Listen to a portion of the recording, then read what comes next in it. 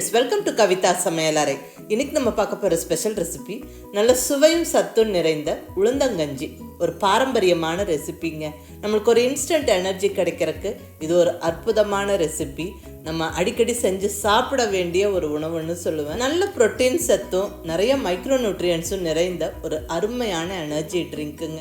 இந்த உளுந்தங்கஞ்சியெல்லாம் நம்ம அடிக்கடி செஞ்சு சாப்பிடும்போது உடலில் எந்த விதமான சத்து குறைபாடும் இருக்காது. நம்ம நல்லா சுறுசுறுப்பாக வேலை செய்வோம். அதே மாதிரி நம்மளுடைய போன் ஹெல்த், அந்த எலும்பெல்லாம் நல்லா வலுப்பெறும். முட்டி வலி, கைகால் வலியெல்லாம் இருக்காதுங்க.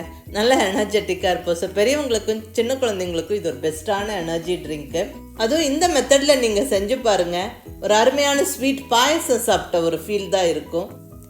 நல்ல டேஸ்ட்டாக இருக்கும். குழந்தைங்க பெரியவங்க எல்லாருமே என்ஜாய் பண்ணி சாப்பிடுவாங்க. ஒரு குயிக் அண்ட் ஈஸியாக செய்யக்கூடிய ஒரு ஸ்வீட் ரெசிபிங்க இது. ஸோ மிஸ் பண்ணாமல் ட்ரை பண்ணி பாருங்கள். ரொம்ப ஒரு சிம்பிளான ரெசிபி. வாங்க, அருமையான பாரம்பரியமான ரெசிபி உளுந்தங்கஞ்சி எப்படி பண்ணுறதுன்னு பார்க்கலாம்.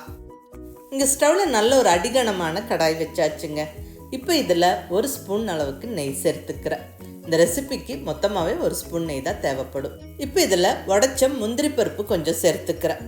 அடுத்ததாக உடைச்ச பாதாம் பருப்பு, நல்ல சின்ன சின்ன பீசஸாக பாதாம் பருப்பை கட் பண்ணி போட்டாச்சு. இப்போ இது ரெண்டையும் நல்ல செவக்க வறுத்து விட்டுக்கணும். இந்த நெய்யில் நல்லா வறுப்பட்டு கொஞ்சம் செவந்து வரணும். ஒரு 2 நிமிஷம் நல்லா வறுத்து விடுங்க. இப்போ இதில் தேங்காய் சேர்த்துக்கலாங்க. நான் இங்கே ஒரு 1/4 மூடி தேங்காவை துருவி வச்சுருக்கிறேன். அதுலேருந்து இப்போ இதில் ஒரு 2.5 டேபிள் ஸ்பூன் அளவுக்கு தேங்காவை சேர்த்து விட்டுறேன். நல்லா ஒரு 2 நிமிஷம் வறுத்து விட்டுருவோங்க. ஸ்டவ்வை மீடியம் ஃப்ளேமில் வச்சுக்கிட்டு பொறுமையாக வறுத்து விடுங்க. அந்த தேங்காய் நெய்யில் வறுப்பட்டு நல்லா வாசனை வரணும். கண்டிப்பாக கரிஞ்சிடக்கூடாது. ஸோ ஸ்டவ்வை லோ ஃப்ளேமில் வச்சுக்கிட்டு நல்ல ஒரு 2 நிமிஷம் வறுத்து விடுங்க. பாருங்கள், அந்த தேங்காய், முந்திரி, பாதாமெல்லாம் நல்லா வறுப்பட்டுருச்சு. இப்போ நம்ம இதை எடுத்து ஒரு தனியாக ஒரு கப்பில் வச்சிடலாம்.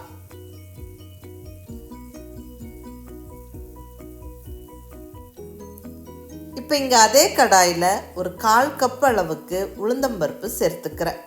நான் இங்கே தோல் நீக்கிய வெள்ளை உளுந்தம்பருப்பு எடுத்துக்கிறேன். நீங்கள் தோலோடு இருக்கிற உளுந்தம்பருப்பு சேர்க்கணும்னு விருப்பப்பட்டாலும் சேர்த்துக்கலாம். கொஞ்சம் கலர் தான் மாறுபடும் உளுந்தங்கஞ்சியோட கலரு, மற்றபடி நல்லாயிருக்கும் டேஸ்ட்டு. ஸோ அது உங்கள் விருப்பம். நீங்கள் தோலோடு இருக்கிற உளுந்தம்பருப்பும் சேர்க்கலாம், வெள்ளை உளுந்தம்பருப்பும் சேர்க்கலாம். நான் தோல் நீக்கிய உருட்டு உளுந்தம்பருப்பு எடுத்துருக்கிறேன். இதை நல்லா கொஞ்சம் செவந்து வர வரைக்கும் வறுத்து விட்டுக்கணுங்க. உளுந்து வறுபடுற வாசனை ரொம்ப நல்லாயிருக்கும். அந்த நல்லா கொஞ்சம் செவந்து அந்த வாசனை வர வரைக்கும் நல்லா வறுத்து விட்டுக்கணும். பாருங்கள், உளுந்து ஓரளவுக்கு செவக்க ஸ்டார்ட் ஆகிடுச்சு. இப்போ இந்த ஸ்டேஜில் 1 டீஸ்பூன் அளவுக்கு அரிசி சேர்த்துக்கிறேன்.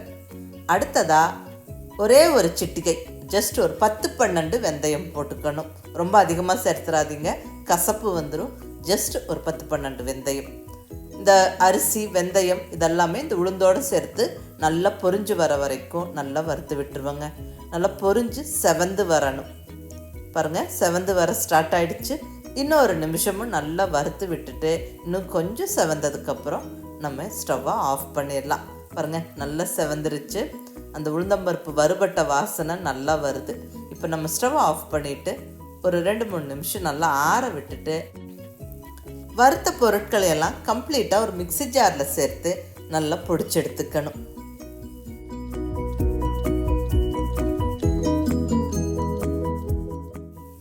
பாருங்கள், வறுத்த பொருட்கள் எல்லாம் கம்ப்ளீட்டாக நம்ம மிக்ஸி ஜாரில் சேர்த்தாச்சு. இப்போ இதை இந்த அளவுக்கு நல்லா பொடிச்சுக்கணுங்க. இங்கே நல்ல கமகமன்னு வாசனையோட வறுத்து அரைச்ச உளுந்தம்பருப்பு பொடி ரெடியாக இருக்குங்க. இந்த பொடியை நம்ம ஸ்டோர் பண்ணி வச்சுட்டு யூஸ் பண்ணலாங்க. நல்ல ஒரு 15-20 நாளைக்கு ஒரு தடவை இந்த உளுந்தம்பருப்பு நல்லா வறுத்து இப்படி பொடிச்சு நம்ம பாட்டிலில் போட்டு ஸ்டோர் பண்ணி வச்சுக்கலாம். வேணுங்கிறப்போ ஒரு 2-3 ஸ்பூன் எடுத்து போட்டு நம்ம உளுந்தங்கஞ்சி செஞ்சுக்கலாம். அடுத்ததாக உளுந்தங்கஞ்சிக்கு தேவையான வெள்ளை கரைசலை ரெடி பண்ணிக்கலாங்க. இங்கே ஒரு சாஸ் பேனில் ஒரு 3/4 கப்புக்கு அளவுக்கு ஜாகரி வெல்லம் எடுத்துக்கிறேன். நீங்கள் 3/4 கப்புலேருந்து 1 கப்பு வரைக்கும் எடுக்கலாம். 3/4 கப்பு சேர்க்கும் போது இனிப்பு ரொம்ப அளவாக இருக்கும். 1 கப்பு பர்ஃபெக்டாகவே இருக்கும். உங்களுடைய டேஸ்ட்டுக்கு தகுந்த மாதிரி நீங்கள் டிசைட் பண்ணிக்கோங்க. இப்போ இதில் ஒரு 1/2 கப் அளவுக்கு தண்ணி சேர்த்து நல்லா கொதிக்க விடலாங்க. வெல்லம் ஈஸியாக கரைஞ்சிரும். பாருங்கள், நல்லா கொதித்து இந்த ஜாகரி கரைஞ்சி நல்லா ரெடியாக இருக்குங்க. இப்போ இதை நம்ம வடித்து எடுத்து வச்சிடலாம். அதாவது பாகுப்பதமெல்லாம் ஒன்றும் பார்க்க வேண்டாம். ஜஸ்ட் அந்த ஜாகரியை கரைச்சிட்டு நம்ம வடித்து எடுத்து வச்சிட்டா மட்டுமே போதும். நாட்டு சக்கரை, வெல்லம், கருப்பட்டி எது வேணாலும் சேர்க்கலாம். அதெல்லாம் நம்ம விருப்பங்க. இப்போ அடுத்ததாக பொடிச்சு ரெடியாக வச்சுருக்கிற உளுந்தம்பொடியை கம்ப்ளீட்டாக ஒரு பவுலில் சேர்த்தாச்சு. இப்போ இதில் ஒரு 3/4 கப் அளவுக்கு தண்ணி சேர்த்துக்குவோம். நல்லா கட்டி இல்லாமல் கலந்து விட்டுக்குவோம். இப்படி நல்லா கரைச்சி வச்சுட்டு கட்டி இல்லாமல் கலந்து வச்சுக்கிட்டு நம்ம உளுந்தங்கஞ்சி செய்யும்போது உருண்டை விழுகாமல் கட்டி தட்டாமல் நல்லா பர்ஃபெக்டாக வெந்து வருங்க. பாருங்கள், நல்லா கலந்தாச்சு. இப்போ அடுத்தது இங்கே அதே கடாயில் ஒரு 2.5 கப் அளவுக்கு தண்ணி சேர்த்துடலாங்க. 2.5 கப் தண்ணி அளந்து சேர்த்துட்டு அது நல்லா கொதித்து வரும்போது நம்ம கரைச்சி ரெடியாக வச்சுருக்கிற அந்த உளுந்த மாவை சேர்த்து கிளறி எடுக்கணும். பாருங்கள், கொதித்து வர ஸ்டார்ட் ஆகிடுச்சு. இப்போ நம்ம கரைச்சி ரெடியாக வச்சுருக்கிற அந்த உளுந்த மாவை இதோட சேர்த்துடலாம். கம்ப்ளீட்டாக சேர்த்தாச்சுங்க. நீ நல்லா அப்படியே கிளறி கொடுப்போம். ஒரு 2-3 நிமிஷத்துலேயே அந்த உளுந்த மாவு அப்படியே அந்த தண்ணியோட மிக்ஸ் ஆகி கொஞ்சம் கெட்டிப்பட்டு வர்றது நம்மளுக்கு தெரியும். பாருங்கள், கொஞ்சம் நல்லா அந்த கஞ்சி பக்குவத்துக்கு வர ஸ்டார்ட் ஆகிடுச்சு. பட் இது இன்னும் நல்லா ஒரு 4-5 நிமிஷம் கொதித்து வரணுங்க. கொதித்து கொஞ்சம் கெட்டிப்படணும். நல்ல ஒரு ஃபுல் பாயில் கொதித்து வந்துருச்சுங்க. இப்போ இந்த ஸ்டேஜில் தேங்காய் துருவல் சேர்த்துக்கலாம். நல்ல ஃப்ரெஷ்ஷான தேங்காய் துருவல் ஒரு 2-3 டேபிள் ஸ்பூன் போட்டு விட்டுறேன். இந்த ஸ்டேஜ்லேயும் நல்லா கொதிக்க விடுவேங்க. பாருங்கள், நல்லா கொதித்து இப்போ கொஞ்சம் திக்காயிருச்சு. நம்ம கரைச்சி ரெடியாக வச்சுருக்கிற வெள்ளைக்கரைசலை கம்ப்ளீட்டாக சேர்த்துருவோங்க. வெள்ளைக்கரைசல் சேர்த்து நல்லா கலந்து விடுவோம். ஸோ இன்னும் கொஞ்சம் நல்லா கொதித்து இன்னும் கூட கொஞ்சம் திக்காகணும். நல்லா கலந்து விட்டாச்சு. இன்னொரு 3-4 நிமிஷத்துக்கு மேலேயே நல்லா கொதிக்கணும். ஸ்டவ்வை மீடியம் ஃப்ளேமில் வச்சுக்கிட்டு நல்லா கொதிக்க விடுங்க. ஒரு 2-3 நிமிஷம் நல்லா கொதித்ததுக்கப்புறமா இப்போ இதில் ஏலக்காய் பொடி சேர்த்துக்கிறேன்.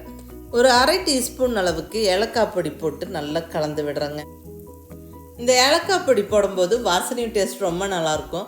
அந்த ஸ்வீட் ஃபீல், அதாவது இது உளுந்தங்கஞ்சி மாதிரி இல்லாமல் நான் ஏற்கனவே சொன்ன மாதிரி இதனால ஒரு பாயசம் ஃபீல் கொடுக்கறக்கு இந்த ஏலக்காய் பொடி சேர்க்கிறோம்.